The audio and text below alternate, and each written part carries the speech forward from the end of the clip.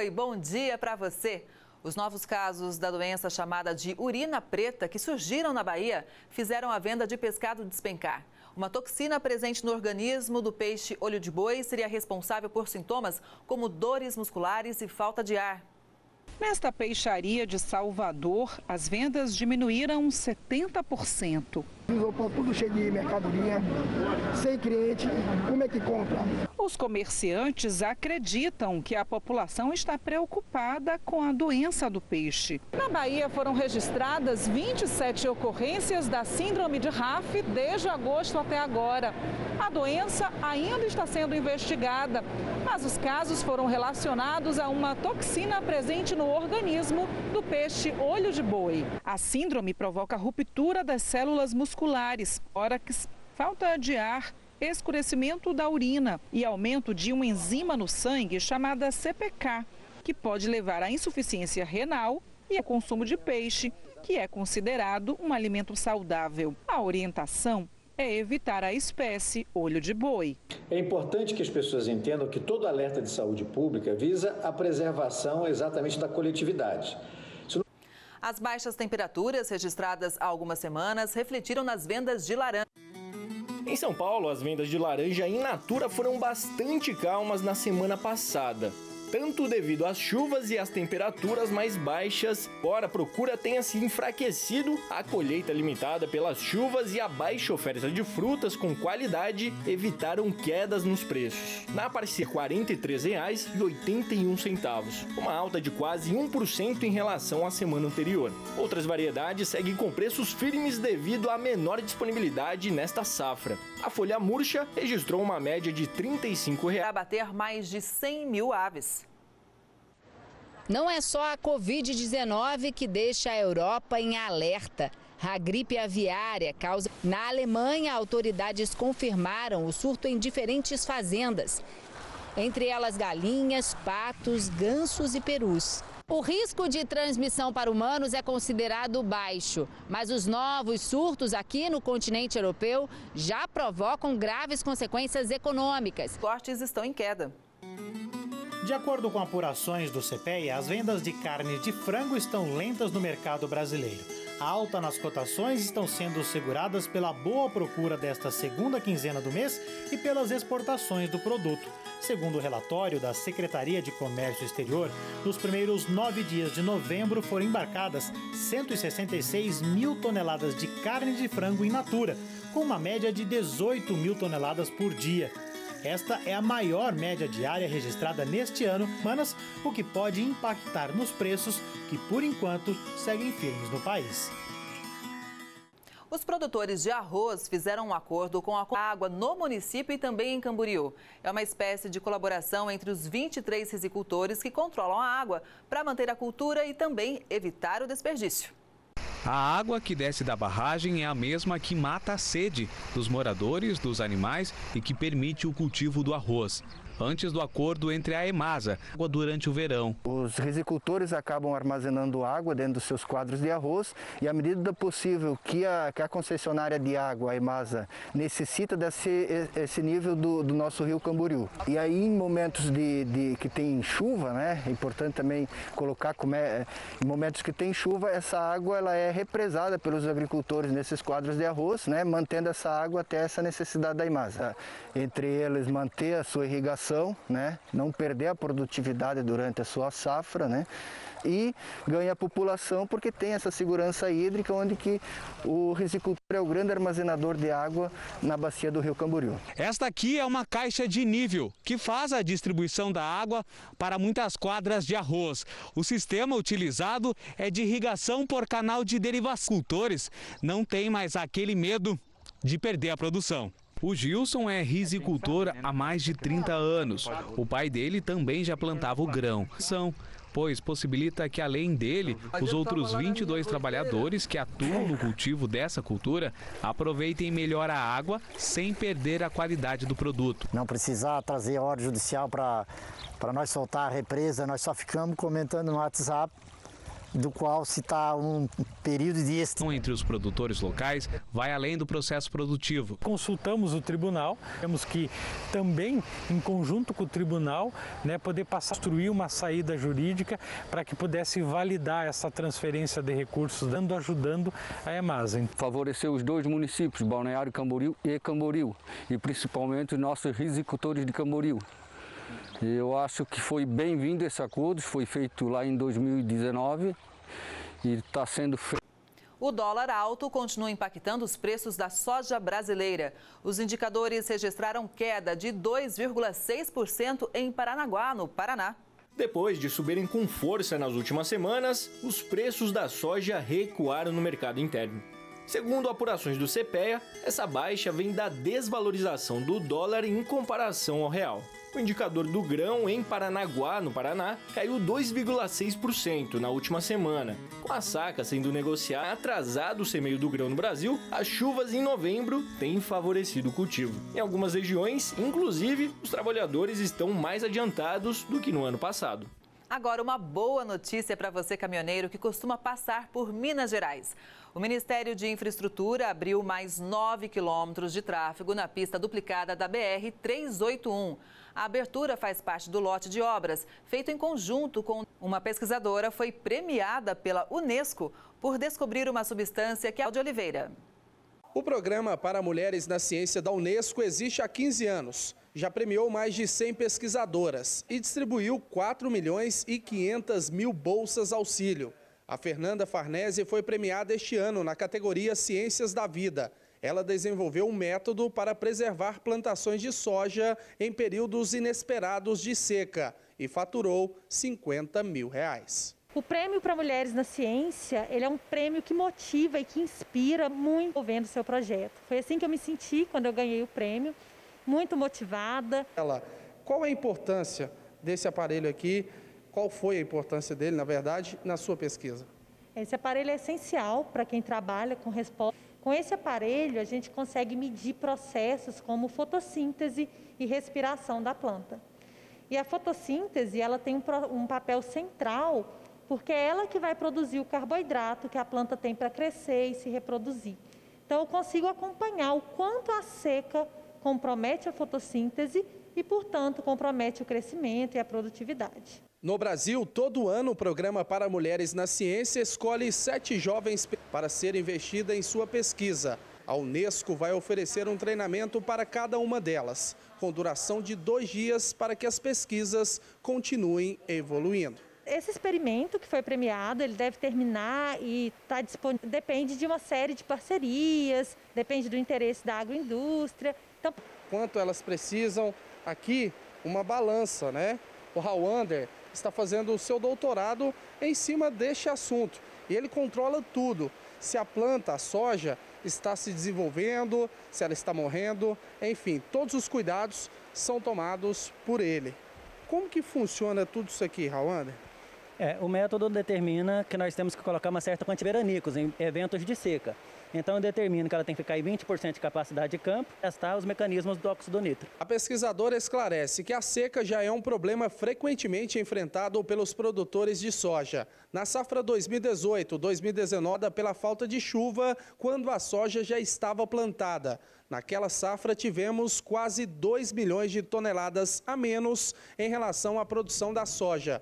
Infelizmente, a tendência é que esse cenário piore nos próximos anos, por cento de chuva até o fim do século. Pensando nisso, a Fernanda pretende continuar com as pesquisas para proteger o plantio. A gente pretende testar com... Mesmo com o fenômeno Laninha em Santa Catarina, os produtores de cebola estão satisfeitos com os resultados da atual safra. Em Santa Catarina, por causa do fenômeno Laninha, a estiagem esteve presente durante o enchimento dos bulbos e afetou a produtividade das primeiras árvores. Tido incidência de chuva durante este mês e mesmo com pouco volume, a tendência é que a produtividade melhore nas próximas colheitas. Já estamos na reta de final de ano, né? E com a chegada do Natal, a procura por perus começa a aumentar. A criação não tem muito segredo, não. As aves costumam se adaptar a diferentes climas e ambientes. Heitor, de 2 anos, e Alice, de 4, adoram alimentar os animais. Aqui na roça da vovó, em Paraibuna, tem galinha, ganso e peru. Quando os netos chegam, vira uma festa. Eles se divertem. Mas a ave preferida do Heitor é o peru. Bichos, né? Mas fica tudo solto, tudo junto com as galinhas, os gansos. É bem simples, mais espaço para andar. As espécies de peru mais adaptadas ao Brasil são o branco e o preto. A criação de perus oferece ao produtor algumas possibilidades, como a venda de matrizes para outros criadores, o aproveitamento do esterco para a adubação de plantios, além do consumo da carne. Isso porque eles são o prato principal do Natal. Mas essa tradição das famílias fica ainda melhor com ingredientes produzidos com respeito aos animais. Gosto de ter. Os perus comem milho, ração e hortaliças. O manejo é simples e econômico, inclusive na hora de chocar os ovos. Zelosas com os filhos, as peruas na compra de chocadeiras. Gabriela carrega uma cesta cheia de ovos. Eles são maiores que os da galinha e também podem ser usados na culinária. O ingrediente faz parte do cardápio da família ao longo do ano, enquanto eles esperam a chegada das festas. O vô mata, limpa e faz pra gente no fogão a lenha. Você não mata, não? Eu não ponho a mão, não. Eu só como mesmo. As exportações brasileiras de uvas dispararam em outubro. Segundo dados da Secretaria de Comércio Exterior, a arrecadação chegou a 29 milhões de dólares. No mês de outubro, foram arrecadados cerca de 29 milhões de dólares com 14 mil exterior. A demanda da União Europeia neste segundo semestre foi o grande responsável pelo ano passado. A rentabilidade do setor exportador está bastante positiva.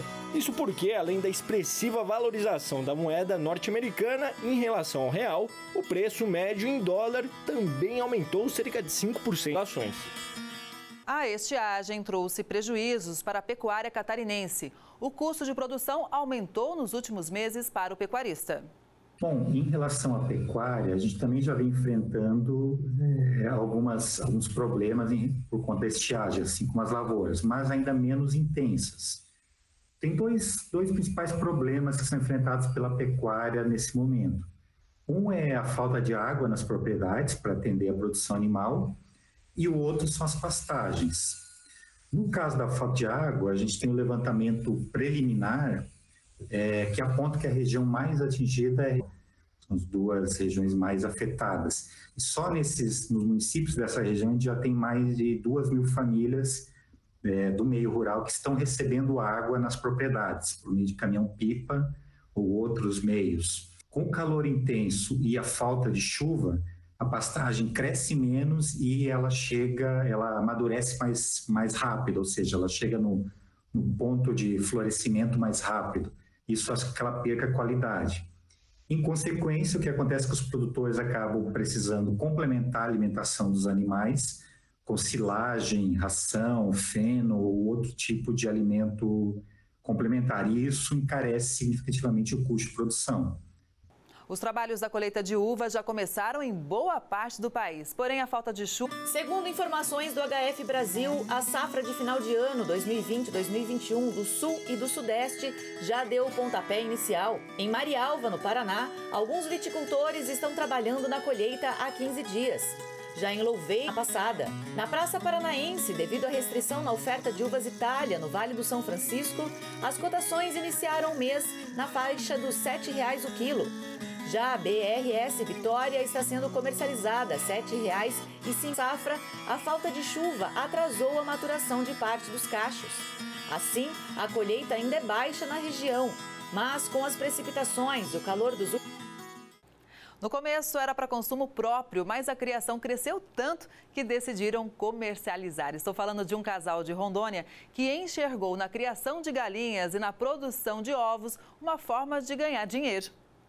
Garantir a renda da família em uma propriedade rural requer, em muitos casos, investir em uma diversidade de produção. Muitas vezes, apostar em novas produções requer estudos de mercado e influência familiar. Uma das principais fontes de renda do casal que mora no sítio São José, uma propriedade de 15 hectares que abriga lavouras de café, açudes e uma área de pastagem que atende a pecuária leiteira, hoje conta com a Avícola 2N, uma agroindústria que produz atualmente uma média de 400 ovos de galinhas poedeiras por dia, uma média de 250 dúzias por semana. A atividade iniciou com 30 aves e a ideia de apenas 30 galinhas, e no começo era só a ideia. Como a produção era alta, a gente não conseguia consumir tudo, viu necessidade de vender, que era também um recurso, uma coisa que a gente não tinha diariamente. Acreditar no novo empreendimento. Gabriel comprou 520 aves, o chamado SIM. A propriedade conta com um galpão onde estão os bebedouros, alimentação e as botadeiras. O local ainda conta com uma enfermaria para atender as aves que ficam doentes. As aves que são criadas na forma livre de gaiola chegam a consumir 150 litros de água e um saco de ração de 60 quilos por dia. Fontes de renda. Hoje, Gabriel e Marta já pensam no futuro, em novos investimentos para a Avícola 2N. O projeto agora é a gente ampliar, fazer outro, construir mais um barracão para a gente conseguir abrigar mais 1000 aves. O ano que vem a gente está com floresta. A colheita de mandioca continua a todo vapor, mas os preços estão baixos. Com necessidade de liberar as áreas, seguem colhendo a raiz. Assim, a oferta aumentou no decorrer da semana, mantendo as cotações em queda. O recuo para cá já acumula 15%. Um pequeno grupo de produtores, porém, decidiu horas. Na semana passada, a tonelada da mandioca fechou em R$ 468,58. Esse valor é 2% abaixo do país, o Pará. O preço da fruta disparou nos pontos de vendas artesanais. A explicação seria a produção para as indústrias que trabalham com exportação. Antigamente, seria quase impossível um ponto de venda de aconteceu com o seu José Luiz após 3 anos de negócio. Ele mostra vazio o espaço onde investiu R$50 mil em máquinas para bater e higienizar o fruto, fora os 7 empregos que gerava. Na safra, normalmente se comprava R$25, R$30. O paneiro, a lata, como nós chamamos, para você ter um lucro. O açaí é um dos principais produtos da cesta básica. E por aqui, ele é consumido assim, puro, sem misturas e geralmente com as principais refeições. Para driblar o alto preço, se antes o preço médio do açaí era vendido a R$12 o litro, agora o consumidor está pagando até R$18. Em 12 meses, a alta acumulada ficou acima da inflação, mais de 5%. E pelos estudos do Diese, com mais de 50 anos no ramo, seu Francisco não para de receber reclamação de consumidor. E se continuar assim, também pensa em abandonar o negócio. Eu estou quase fechando aqui. 8 mil pontos de batedores de açaí durante a safra. O consumo chega a quase 6 milhões de litros por dia. Essa semana o açaí teve um aumento, passou a R$18. Então a gente veio sentindo no bolso. O preço da batata Ágata subiu pela 3ª semana seguida. A alta chega... A Ágata subiram pela 3ª vez consecutiva.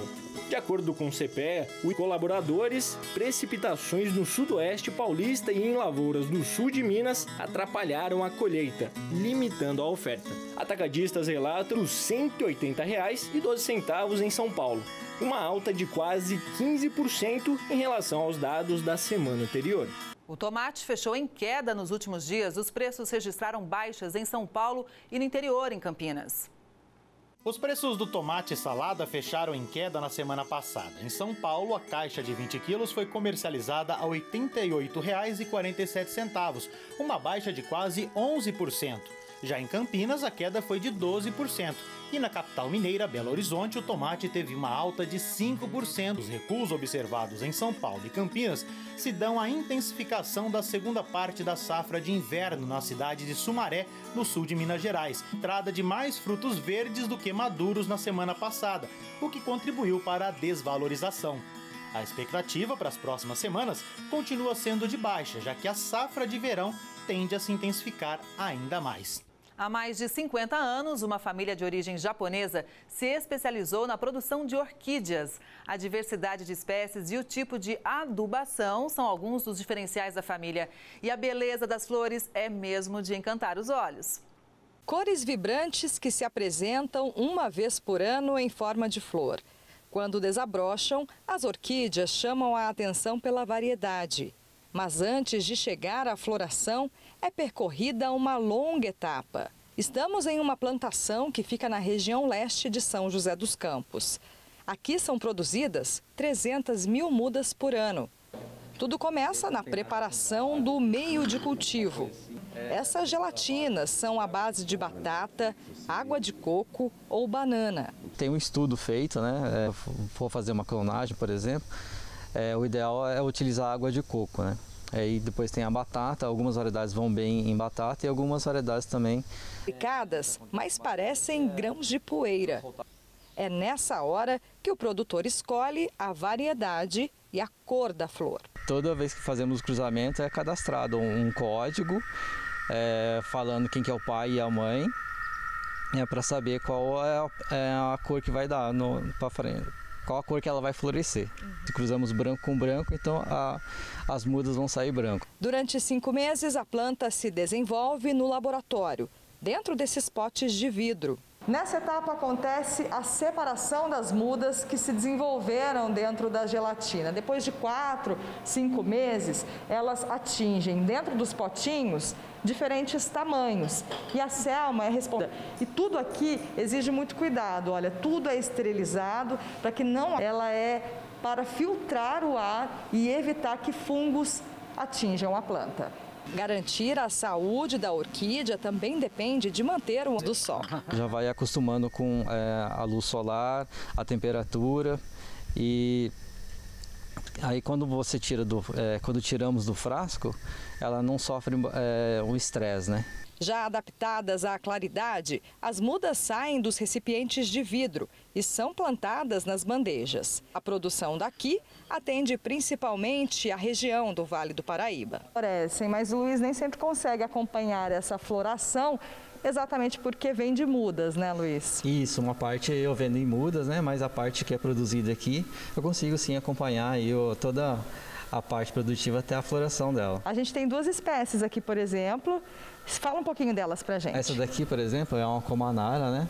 Ela floresce praticamente o ano inteiro, né? Essa daqui consegue ter uma produção anualmente. Já essa daqui, que chama-se a Miltônia, ela é mais uma planta assim de outono para verão, que ela floresce. Então essa é a época que floresce. Essa é a época dela. Isso. Agora, existem muitas dúvidas, né? Quem tem um vasinho de orquídea em casa, muitas vezes se pergunta, será que de fato é uma vez por ano que eu vou ter flor em casa? Quais as condições que garantem essa floração? Então, basicamente assim, as orquídeas intergenéricas, elas florescem uma vez por ano. Já as phalaenopsis, ela pode ser que florescem 2 vezes por ano. Mas o básico dela, para ter flor o ano inteiro e uma planta sadia o ano inteiro, basicamente você precisa de iluminação, de sol, tá?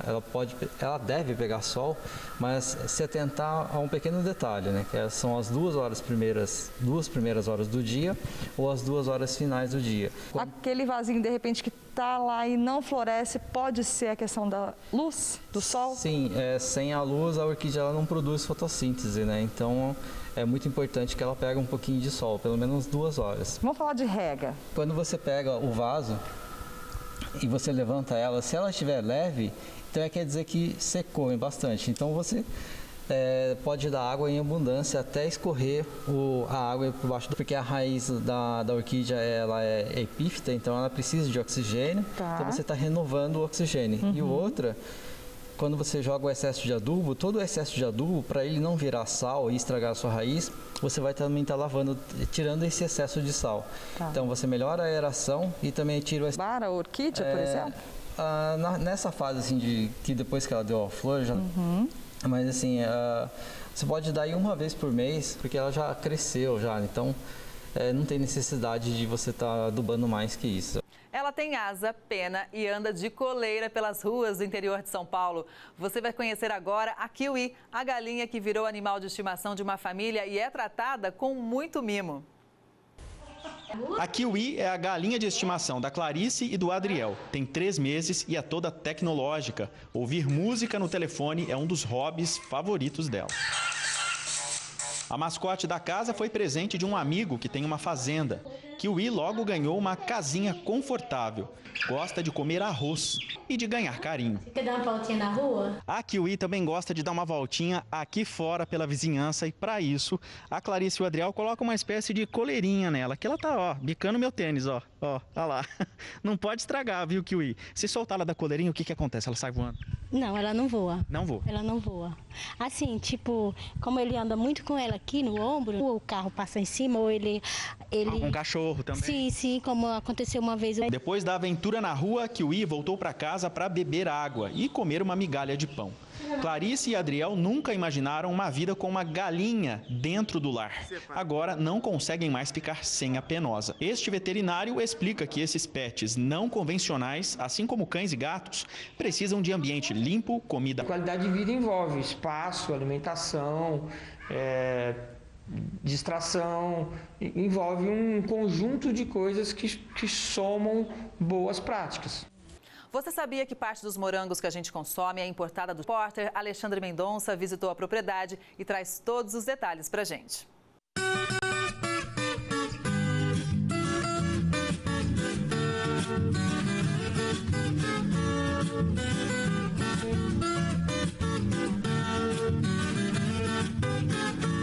Fresquinho, direto das estufas aqui em Rancho Queimado.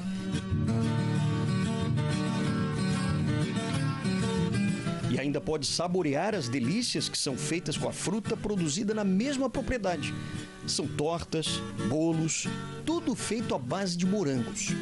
Esse café na região de Taquaras vive lotado de visitantes. O pessoal amigo nosso já tinha indicado essa qualidade e a gente aproveitou para conhecer. O local foi construído especialmente, mas o negócio acabou enfraquecendo e o morango foi uma aposta acertada. E o morango estava assim bem ascendência aqui no município, né? Então foi onde que daí a minha família também já começou na produção do morango, entende? Até porque também os nossos ancestrais também já trabalhavam na agricultura, entende? Então, assim, não foi assim tão difícil, sabe, de estar buscando essa alternativa, né, que seria o morango, né? As pessoas vinham para Taquaras, mas onde vinham comprar o produto, né? O morango, as tortas, de ter um local onde abrigasse todos esses produtos. Agora, você sabia que nenhum morango que você já consumiu na vida é de Santa Catarina mesmo? Não tem o DNA nacional, vem do Chile. O Chile importa a genética lá dos Estados Unidos. Aí os produtores chilenos fazem lá a produção de mudas, né? E o produtor catarinense compra essa muda do Chile. Só que agora isso deve mudar, porque nós estamos aqui dentro de uma grande estufa no município de Rancho Queimado e aqui estão sendo analisadas 70 variedades de morango diferentes, já com o DNA, só nós agora, porque muito em breve dessas 70 variedades de morango deve sair pelo menos uma, quem sabe até essa daqui, ó. Que a dona da propriedade trabalha como engenheira agrônoma e ela é quem cuida da pesquisa que vai escolher a melhor qualidade de morango feito em Santa Catarina. Rancho Queimado não produz morango praticamente no inverno. Tem, mas é 10% comparado ao verão. Então a gente queria trazer alguma coisa nova. No Brasil ainda se tinha pouca variedade, então a UDESC já tinha esse trabalho. Variedade de morangos sendo produzida aqui em Rancho Queimado. Até lá, os produtores, claro, continuam plantando e colhendo as outras variedades importadas do Chile. Na propriedade que a Vanessa cuida, tem cerca de 40 mil plantas de morango. Boa parte seria até vendida durante a festa do morango no fim de novembro. Mas, por causa da pandemia, a festa foi cancelada pela primeira vez em 28 anos. Mas a expectativa é que no ano que vem a cidade já possa vender. De estar isso em Santa Catarina, que está nessa região, fabuloso. Muito bom. Um fato inusitado chamou a atenção na cidade de Gaspar, em Santa Catarina. Um morador colheu uma goiaba com mais de 1 quilo, isso mesmo, 1 quilo. Você vai saber agora. Estamos no bairro Macucos, em Gaspar. conhecido como Tita, dono de uma goiabeira que ficou famosa na região. Foi nessa goiabeira pequena, magrela, como diz o seu Tita, e nova, afinal ela tem apenas 1 ano e meio, que começaram os benditos frutos. O tamanho das goiabas já chama atenção, mas um dia o seu Tita teve uma surpresa. Vamos ver as minhas goiabas. Ali, vão abrir o pacotinho. Vão abrir o pacotinho da goiaba. Hoje, dia 2 de novembro de 2020. Vamos tirar para ver a surpresa. Olha a surpresa da goiaba. Ele colheu uma goiaba gigante, 100 gramas. Essa espécie já tem um tamanho mais avantajado, mas a notícia se espalhou. Como a goiaba estraga rápido, é óbvio que já foi... Um grupo de amigos, eles ficam tirando sarro, dizendo que é um chuchu, que é uma melancia, uma mini melancia cortada. Vamos inclusive, para mostrar que aqui, ó, tudo tá vindo gigante, tá, gente? Não tem outra de mais de 1 quilo, mas eu tô vendo que já tem uma bem grande lá em cima, né? Faz uma fruta ficar assim, gigante? Para os especialistas, a resposta é simples. No caso específico da goiaba, existem algumas variedades gigantes, né? Inclusive, se o pessoal, a fertilidade e a quantidade de frutos que exista por pé, existam o crescimento exagerado de algumas frutas. A terra aqui é fértil. É fértil. Quais boa. são os cuidados, então, que o senhor bota para ela ser tão fértil assim? É bastante adubo de galinha, né? Eu prefiro o esterco de galinha, o adubo. Porque assim, se tu plantar com carinho e cuidar e regar quando precisa, eu vou cuidar dessa planta aqui para ver o que vai dar. Aí ela vem embora, porque e cuidado. Como tudo aqui é gigante e é bonito, então tem muito amor envolvido. Muito amor, muito amor.